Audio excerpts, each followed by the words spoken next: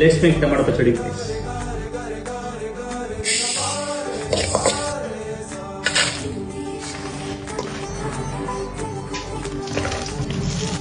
ನೋಡಿ ಬಳಂದಾವ ಮುತ್ತಿನ ಮಾಲೆ ಚಂದಾವ ನೋಡಿ ಬಳಂದಾವ ಮುತ್ತಿನ ಮಾಲೆ ಚಂದಾವ ಇವಳು ಯಾಚಲುವೆ ಶಿವ